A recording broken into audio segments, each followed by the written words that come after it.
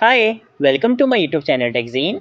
पिछली वीडियो में हम लोगों ने चेंज एट्रीब्यूट के बारे में पढ़ा था। हमने देखा था कि हम अपने एलिमेंट में किसी भी एट्रीब्यूट को कैसे सेट कर सकते हैं, उसकी वैल्यू को कैसे सेट कर सकते हैं सेट एट्रीब्यूट का मेथड यूज करते हुए। उसके बाद हमने देखा था कि हम किसी भी एट्रीब्यूट की वैल्यू को कैसे गेट कर सकते हैं गेट एट्रीब्यूट का मेथड यूज करते हुए। फिर हमने ये भी देखा था कि हम किसी भी एट्रीब्यूट को रिमूव कैसे कर सकते हैं रिमूव एट्रीब्यूट का मेथड यूज करते हुए। और उसके बाद हम लोगों ने ये देखा था कि हम अपने एलिमेंट में कैसे चेक कर सकते हैं कि ये एट्रीब्यूट एग्जिस्ट करता है या नहीं हैज एट्रीब्यूट का मेथड यूज करते हुए। तो इन सारे मेथड्स के बारे में, इन सारी चीजों के बारे में हम लोगों ने पिछली वीडियो में बहुत अच्छे से डिटेल में प्रैक्टिकल एग्जांपल्स के साथ डिस्कस कर लिया था। अगर आप लोगों ने अभी तक पिछली वीडियो नहीं देखी तो काइंडली पिछली वीडियो को जरूर देख लेना।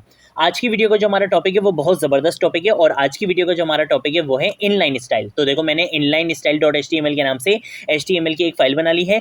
HTML की बॉडी टेम्पलेट जनरेट कर ली है। JS फोल्डर के अंदर एक फाइल बनाई है इनलाइन स्टाइल .js के नाम से, और उस जावास्क्रिप्ट की फाइल को मैंने यहाँ पर लिंक करवा दिया। इससे ज्यादा कोई काम नहीं करा है। चलकर अभी मैं आपको दिखाऊंगा भी। तो देखो, यहाँ पर आपको वेब पेज बिल्कुल ब्लैंक दिख रहा है। ठीक है, हम आ जाते हैं यहाँ पर और अब हम समझते हैं कि आज का हमारा टॉपिक है क्या। इनलाइन स्टाइल क्या होता है। देखो, इनलाइन स्टाइल हम उस स्टाइलिंग को बोलते हैं कि अगर हम किसी भी एलिमेंट में स्टाइल का एट्रीब्यूट यूज करते हुए वहां पर स्टाइलिंग अप्लाई करें तो वो क्या होता है, इनलाइन स्टाइलिंग होती है। ठीक है, ये चीज तो आपको बहुत अच्छे से पता है।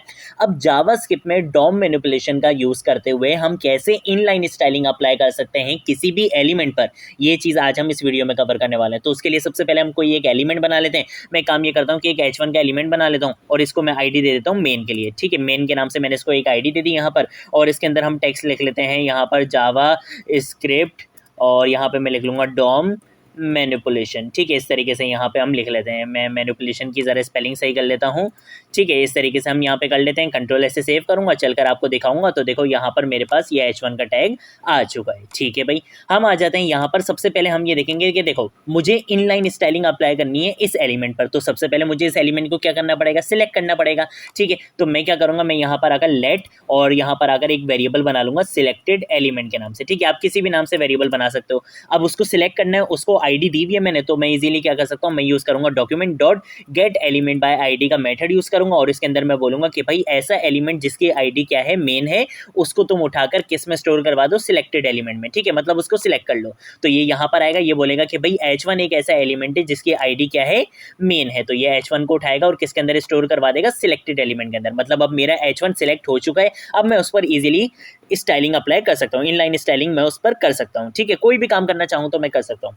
अब देखो, इनलाइन स्टाइलिंग अप्लाई करने के आपके पास 3 मेथड्स होते हैं। ठीक है, हम तीनों मेथड्स को देखेंगे। सबसे पहले हम देखते हैं पहला मेथड। मैं यहाँ पे आके कमेंट में लिख देता हूँ फर्स्ट मेथड। ठीक है, फर्स्ट मेथड हमारे पास क्या होता है कि आपने जो आपका सिलेक्टेड एलिमेंट है, सबसे पहले आपने उसको लिखना है। मैंने बोला कि भाई सिलेक्टेड एलिमेंट डॉट डॉट के बाद मैं लिखूंगा स्टाइल, और स्टाइल के बाद मैं लिखूंगा डॉट डॉट के बाद मैं लिखूंगा CSS टेक्स्ट की प्रॉपर्टी का यूज करूंगा। ठीक है, यहाँ पर अगर आपने क्या करना है, यहाँ पर अगर आपने इन्वर्टेड कॉमास लगाने हैं, यहाँ पर आपने सेमीकोलन लगाना है, और इस इन्वर्टेड कॉमास के अंदर जो आप CSS में प्रॉपर्टीज पढ़कर आए हो वही प्रॉपर्टीज आप यहाँ पर इजीली दे सकते हो। आपको कोई लाइन चेंज करने की जरूरत नहीं है, आपको कुछ भी चीजें करने की जरूरत नहीं है। आपने यहाँ पर एलिमेंट सिलेक्ट कर लिया, एलिमेंट सिलेक्ट करने के बाद आपने बोल दिया स्टाइल डॉट CSS टेक्स्ट, और इसके अंदर अब आप यहाँ पे कोई भी प्रॉपर्टीज दे सकते हो। मान लो कि भाई यहाँ पर मैं सबसे पहले दे देता हूँ बैकग्राउंड कलर। ठीक है, तो मैं यहाँ पे आगे लिखूंगा बैकग्राउंड डैश कलर, और बैकग्राउंड कलर में इसी तरीके से देता था CSS में प्रॉपर्टीज। देखो, यहाँ पर हमारी प्रॉपर्टी का नाम होता था, फिर कॉर्नर लगाते थे, फिर वैल्यू लिखते थे। इस प्रॉपर्टी को मैं वैल्यू फॉर एग्जाम्पल दे देता हूँ एक्वा, कि भाई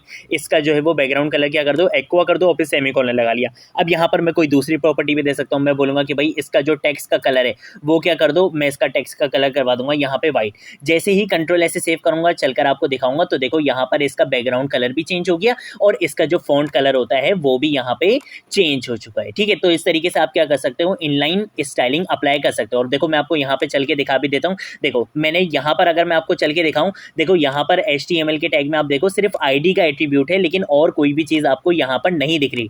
लेकिन मैंने जावास्क्रिप्ट डॉम मैनिपुलेशन का यूज करते हुए यहाँ पर देखो इस इनलाइन स्टाइलिंग भी अप्लाई कर दी है। जो मैंने स्टाइल का एट्रीब्यूट यूज करना था वो स्टाइल का एट्रीब्यूट भी यहाँ पर आ चुका है। जो मैंने उसके अंदर वैल्यूज दी हैं वो सारी वैल्यूज भी यहाँ पर आ चुकी हैं। ठीक है, तो ये कॉन्सेप्ट होता है किसका, इनलाइन स्टाइलिंग का, कि आप जावास्क्रिप्ट डॉम मैनिपुलेशन का यूज करते हुए इजीली यहाँ पर स्टाइलिंग अप्लाई कर सकते हो। ठीक है, ये होता है हमारा फर्स्ट मेथड। मैं इसको कर देता हूँ यहाँ पे कमेंट, और अब हम देखते हैं अपना सेकंड मेथड। ठीक है, तो मैं यहाँ पे आगे लिख देता हूँ सेकंड मेथड। ठीक है, अब सेकंड मेथड क्या होने वाला है, सबसे पहले आपने बोलना है कि भाई सिलेक्टेड एलिमेंट डॉट अब ये जो मेथड है ये ऑलरेडी आपको आता है, अगर आप लोगों ने पिछली वीडियो देखी होगी तो ये चीज़ आपको बहुत अच्छे से पता होगी। पिछली वीडियो में हम लोगों ने एक मेथड पढ़ा था सेट एट्रीब्यूट का, कि जिसके अंदर आप एट्रीब्यूट सेट कर देते हो और उसकी वैल्यू को भी सेट कर देते हो। अब ये जो स्टाइल है, स्टाइल एट्रीब्यूट होता है जिसमें हम स्टाइलिंग अप्लाई करते हैं, वो भी तो एक एट्रीब्यूट होता है ना, तो उसको भी तो हम सेट एट्रीब्यूट के मेथड से सेट कर सकते हैं। तो यहाँ पर मैं सेट एट्रीब्यूट का मेथड यूज करूंगा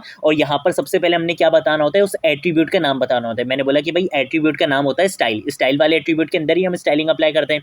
उसके बाद मैं बोलूंगा कॉमा के बाद ये इन्वर्टेड कॉमास, और यहाँ पर मैं जितनी भी प्रॉपर्टीज देना चाहूँ मैं इजीली दे सकता हूँ। ठीक है, फॉर एग्जाम्पल देखो मैं यहाँ पर क्या करता हूँ, मैं यहाँ पे बोल देता हूँ कि भाई कलर क्या कर दो, कलर मैं इसको बोल देता हूँ कि कलर इसका यहाँ पे कर दो वाइट, और यहाँ पर मैं बैकग्राउंड कलर चेंज कर देता हूँ, मैं इसको बोल देता हूँ कि भाई बैकग्राउंड डैश कलर, और बैकग्राउंड कलर मैं इसको क्या दूं, बैकग्राउंड कलर मैं इसको यहाँ पे दे देता हूँ पर्पल दे देता हूँ। ठीक है, पर्पल दे देते हैं, यहाँ पे सेमीकोलन लगा लेंगे।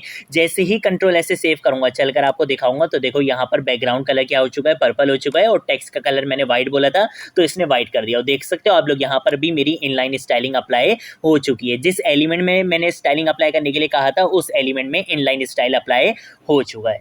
तो ये कॉन्सेप्ट होता है हमारा किसका, इनलाइन स्टाइलिंग का। ये हमारे पास सेकंड मेथड होता है कि हम सेट एट्रीब्यूट का मेथड यूज करते हुए भी इनलाइन स्टाइलिंग इजीली अप्लाई कर सकते हैं। अब हम देखेंगे अपना थर्ड मेथड, ठीक है, जो हमारा लास्ट मेथड है। तो मैं यहाँ पर आकर बोलूंगा कि भाई ये हमारा क्या होने वाला है, थर्ड मेथड होने वाला है। अब यहाँ पर अगर मैं सबसे पहले क्या करूँगा, मैं बोलूँगा कि भाई सिलेक्टेड एलिमेंट के बाद लिखूंगा डॉट के बाद लिखूंगा स्टाइल, और स्टाइल के बाद डॉट लिखने के बाद अब ये जो तीसरा मेथड है ये बहुत ज़बरदस्त है। ये क्या है कि यहाँ पर अभी आपने जो फर्स्ट मेथड देखा था इसके अंदर आप क्या कर सकते हो, मल्टीपल प्रॉपर्टीज एक साथ दे सकते हो। ये जो आपने सेकंड मेथड देखा था इसमें भी आपने देखा था कि आप जो है वो एक बार सेट एट्रीब्यूट का मेथड यूज़ करो और यहाँ पर आप जितनी भी प्रॉपर्टीज देना चाहो आप इजीली दे सकते हो। लेकिन अगर मुझे किसी भी एलिमेंट पर सेपरेट वैल्यूज देनी हो, सेपरेट प्रॉपर्टीज अप्लाई करनी हो, तो वो मैं कैसे कर सकता हूं, वो होता है आपका थर्ड मेथड। थर्ड मेथड में आप क्या कर सकते हो कि आप सिलेक्टेड एलिमेंट लिखो, सिलेक्टेड एलिमेंट के बाद आप डॉट लिखो, डॉट के बाद आप स्टाइल लिखो, स्टाइल के बाद आप डॉट लिखो, और डॉट के बाद आप कोई भी प्रॉपर्टी लिख सकते हो। यहाँ पे मान लो कि भाई मैं यहाँ पे कलर देना चाहता हूँ, ठीक है, तो मैं यहाँ पे लिखूंगा कलर, कलर के बाद मैं लिखूंगा इक्वल टू के बाद आपने इन्वर्टेड कॉमास लगाने, सेमीकोलन लगाने हैं, और इस इन्वर्टेड कॉमास के अंदर आप जो भी कलर अप्लाई करना चाहते हो आप यहाँ पे वो दे सकते हो। मान लो कि भाई मैं एक्वा देना चाहता हूँ, कंट्रोल ऐसे सेव करूंगा, चलकर आपको दिखाऊंगा, तो मेरे टेक्स्ट का यहाँ पे कलर क्या हो चुका है, एक्वा हो चुका है। अब जरूरी नहीं है कि आप यहाँ पे सिर्फ कलर ही दे सकते हो, आप चाहो तो यहाँ पे आप बैकग्राउंड कलर भी दे सकते हो। मान लो कि भाई मैं इसी को यहाँ पे बोल देता हूँ और मैं यहाँ पर आकर क्या लिखूंगा, मैं यहाँ पे आके लिखूंगा बैकग्राउंड, ठीक है, मैं यहाँ पे आके लिखूंगा बैकग्राउंड, और बैकग्राउंड के बाद आपने सी इसको कैपिटल रखना है, ठीक है। इस तरीके से आप यहाँ पे प्रॉपर्टीज देते हो, तो आपने यहाँ पे लिखना है बैकग्राउंड कलर, और बैकग्राउंड कलर में काम ये करता हूँ कि बैकग्राउंड कलर में इसको दे देता हूँ रेड। कंट्रोल ऐसे सेव करूंगा और चलकर आपको यहाँ पे दिखाऊंगा, तो देखो बैकग्राउंड कलर इसका क्या हो चुका है, रेड हो चुका है। और यहाँ पे आप देख सकते हो कि इनलाइन स्टाइलिंग भी यहाँ पर अप्लाई हो रही है। कलर मैंने एक्वा बोला था, यहाँ पे आप देख सकते हो, देखो कलर एक्वा बोला था, एक्वा अप्लाई हो चुका है, और यहाँ पर मैंने बैकग्राउंड कलर क्या बोला था, रेड बोला था, बैकग्राउंड कलर भी रेड अप्लाई हो चुका है। ये हमारे पास थर्ड मेथड होता है जिसके थ्रू आप जावास्क्रिप्ट डॉम मैनिपुलेशन का यूज करते हुए किसी भी एलिमेंट पर इनलाइन स्टाइलिंग अप्लाई कर सकते हो। अब एक इशू आता है, और वो क्या आता है, देखो अभी मैं काम ये करता हूँ कि मैं इसको यहाँ पे ज़रा कॉक कर देता हूँ कमेंट अभी के लिए, ठीक है। मैं आता हूँ वापस यहाँ पर, मैं इसको यहाँ पे अनकमेंट करता हूँ, कंट्रोल ऐसे सेव करूँगा। मैंने यहाँ पर क्या बोला था कि भाई बैकग्राउंड कलर एक्वा कर दो और कलर जो टेक्स्ट कलर है वो वाइट कर दो, तो कंट्रोल ऐसे सेव करूँगा, चलकर दिखाऊंगा, तो देखो यही सारी प्रॉपर्टीज अप्लाई हो चुकी हैं। लेकिन अब मेरी एक बात सुनो, अगर यहाँ पर ऑलरेडी पहले से कुछ स्टाइलिंग अप्लाई हुई भी हो, जैसे कि मैं यहाँ पर अगर स्टाइल का एट्रीब्यूट यूज़ करूँगा और मैं यहाँ पर अगर बोलता हूँ कि भाई कलर, और कलर में इसको कौन सा दूँ, मैं यहाँ पे देख लेता हूँ, ये वाला कलर दे देते हैं, इसका नाम नहीं ले रहा मैं, बड़ा अजीब सा नाम है इसका, तो कंट्रोल ऐसे सेव करूंगा, चलकर आपको दिखाऊंगा, तो देखो यहाँ पर वो कलर अप्लाई नहीं हो रहा है। क्यों नहीं हो रहा है, जबकि मैंने यहाँ पर देखो यहाँ पर इनलाइन स्टाइलिंग दी हुई है, ठीक है, और यहाँ पर भी मैंने इनलाइन स्टाइलिंग दी हुई है, लेकिन ये क्यों नहीं अप्लाई हो रहा। अगर मैं इसको यहाँ पे कमेंट कर दूंगा, कंट्रोल ऐसे सेव करूंगा, तो जो मैंने इनलाइन स्टाइलिंग दी हुई थी वहां पर वो अप्लाई हो रही है। लेकिन जैसे ही मैं यहाँ पर क्या कर रहा हूँ, इसकी स्टाइलिंग दे रहा हूँ, चलो अगर मैं यहाँ से ये वाला कलर अभी हटा भी दूँ, ठीक है, मैं यहाँ से ये कलर हटा दूँ, अब बैकग्राउंड कलर तो एटलीस्ट आना चाहिए ना, बैकग्राउंड कलर एक्वा आ जाए, और यहाँ पर मैंने इसका कलर क्या बोला भाई, ये वाला कलर बोला भाई, तो ये वाला कलर आ जाए। कंट्रोल ऐसे सेव करूंगा, चलकर आपको दिखाऊंगा, तो देखो सिर्फ बैकग्राउंड कलर आ रहा है, लेकिन जो कलर मैंने उसको वहां पर दिया था वो कलर यहाँ पर अप्लाई नहीं हो रहा है। ऐसा क्यों हो रहा है, ऐसा इस वजह से हो रहा है कि ये जो आपके स्टाइल डॉट CSS टेक्स्ट वाली प्रॉपर्टी होती है और ये जो आपका सेट एट्रीब्यूट का मेथड होता है, ये दोनों चीज़ें क्या करते हैं, ये दोनों आपकी जो इनलाइन स्टाइलिंग ऑलरेडी अप्लाई हुई भी होती है ये उसको ओवरराइट कर देते हैं, मतलब उसको रिप्लेस कर देते हैं। मतलब यहाँ पर जो भी स्टाइलिंग हुई भी होती है ये उसको हटा देते हैं और यहाँ पर हम जो भी स्टाइलिंग बोलते हैं ये उनको क्या कर देते हैं, वहाँ पर रिप्लेस कर देते हैं, वहाँ पर ओवरराइट कर देते हैं। ठीक है, लेकिन ये चीज़ हमारी इस मेथड में नहीं होती। अगर मैं आपको एक और चीज़ करके दिखाऊं, अगर मैं जैसे इसको यहाँ पे कर दूं, ठीक है, मैं इसको एक काम ये करता हूँ कि मैं इसको यहाँ पे कमेंट कर देता हूँ और अब अगर मैं कंट्रोल ऐसे सेव करूंगा तो देखना ये वाली जो बैकग्राउंड कलर मैंने रेड दिया भाई ये प्रॉपर्टी भी अप्लाई होगी और इसके साथ साथ ये जो प्रॉपर्टी यहाँ पर मैंने दी हुई है ये भी अप्लाई होगी, ये इसको ओवरराइड नहीं करेगा। देखो दोनों प्रॉपर्टीज अप्लाई हो रही हैं, आप यहाँ पे भी देख सकते हो। कलर जो मैंने पहले से दिया हुआ था वो भी है और बैकग्राउंड कलर जो मैंने डॉम मैनिपुलेशन का यूज करते हुए दिया है वो भी आ रहा है। तो जब भी आप यहाँ पर सेपरेट प्रॉपर्टीज देते हो कुछ इस तरीके से, ठीक है, तब ये क्या करता है, ये हमेशा जो प्रॉपर्टीज ऑलरेडी एग्जिस्ट करती हैं ये उनके साथ क्या कर देता है, अपेंड करवा देता है, कॉन्केटिनेट कर देता है। लेकिन अगर आप यहाँ पे CSS टेक्स्ट की प्रॉपर्टी का यूज करते हो या सेट एट्रीब्यूट मेथड का यूज करते हो तो यहाँ पर जो आप स्टाइलिंग अप्लाई करते हो वो पहले वाली स्टाइलिंग पे क्या हो जाती हैं, ओवरराइड हो जाती हैं। अब इसको सही कैसे करना है भाई, अब इसमें क्या है कि इसमें आपको क्या करना पड़ेगा, एक एक प्रॉपर्टी को अलग डिफाइन करना पड़ेगा। लेकिन मैं ये चाहता हूँ कि यार मैं बहुत सारी प्रॉपर्टीज को एक साथ डिफाइन कर सकूँ, तो उसके लिए तो मुझे क्या करना पड़ेगा, मुझे CSS टेक्स्ट की प्रॉपर्टी का यूज़ करना पड़ेगा। लेकिन जब मैं वो यूज़ कर रहा हूँ तो जो मेरी ऑलरेडी एग्जिस्टिंग स्टाइलिंग हुई हुई है यहाँ पर वो उसको ओवरराइड कर देता है। तो क्या ऐसा कोई तरीका नहीं है कि जिससे मैं CSS टेक्स्ट की प्रॉपर्टी को भी यूज़ कर लूँ और वो मेरी इनलाइन स्टाइलिंग को भी रिप्लेस ना करे, वो उसी के साथ क्या करवा दे, कॉन्केटिनेट करवा दे। तो उसके लिए आपने क्या करना है, उसके लिए आपने ये करना है कि आप यहाँ पर आओ, एक काम ये करते हैं कि इसको भी यहाँ पे क्या कर देते हैं, कमेंट कर देते हैं। यहाँ पर आने के बाद आपने क्या लिखना है, सिलेक्टेड एलिमेंट के बाद लिखना है डॉट के बाद आपने लिखना है स्टाइल के बाद आप लिखने हैं डॉट के बाद आपने यूज़ करनी है CSS टेक्स्ट की प्रॉपर्टी। बिल्कुल सेम अभी तक वैसे ही काम है।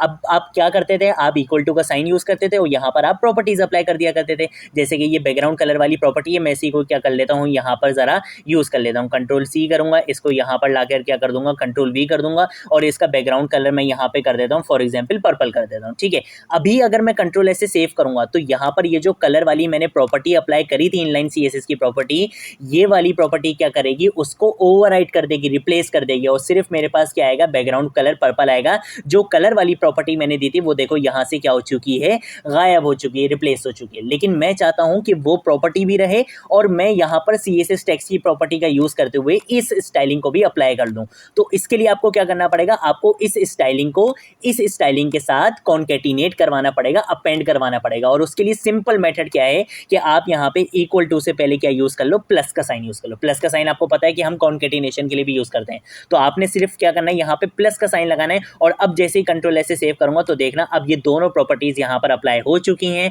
आप यहाँ पे भी देख सकते हो, यहाँ पे स्टाइल के एट्रीब्यूट में आपको ये कलर, जो मैंने कलर की प्रॉपर्टी वहां पर दी हुई थी वो भी अप्लाई हो चुकी है और जो जावास्क्रिप्ट डॉम मैनिपुलेशन का यूज करते हुए मैंने बैकग्राउंड कलर की प्रॉपर्टी अप्लाई करी है वो भी आपको यहाँ पर दिख रही है। तो ये कॉन्सेप्ट होता है किसका, जावास्क्रिप्ट डॉम मैनिपुलेशन में इनलाइन स्टाइलिंग का, कि आप किसी भी एलिमेंट पर स्टाइलिंग अप्लाई कर सकते हो। मैंने आपको तीनों मेथड बता दिए कि CSS टेक्स्ट की प्रॉपर्टी के थ्रू भी आप किसी भी एलिमेंट पर स्टाइलिंग अप्लाई कर सकते हो, सेट एट्रीब्यूट का मेथड यूज करते हुए भी आप किसी भी एलिमेंट पर स्टाइलिंग अप्लाई कर सकते हो, और अगर आप किसी भी एलिमेंट पर सेपरेट स्टाइलिंग अप्लाई करना चाहते हो, मतलब एक एक वैल्यू, एक एक प्रॉपर्टी स्टाइल करना चाहते हो, तो उसके लिए भी आप कुछ इस तरीके से स्टाइलिंग कर सकते हो। ठीक है, अब इसमें मैंने जो इशू आ रहा था वो भी मैंने आपको बता दिया कि अगर आप सिंपल इस तरीके से यूज करते हो तो आपकी जो एग्जिस्टिंग इनलाइन CSS होती है ये क्या करता है, उसको ओवरराइड कर देता है, रिप्लेस कर देता है। और अगर आप चाहते हो कि ये उसको ओवरराइड ना करे, उसको रिप्लेस ना करे, बल्कि उसी के साथ जाके कॉन्केटिनेट हो जाए, उसी के साथ जाके अपेंड हो जाए, तो उसके लिए आपको क्या करना पड़ेगा, इक्वल टू के साथ प्लस का साइन भी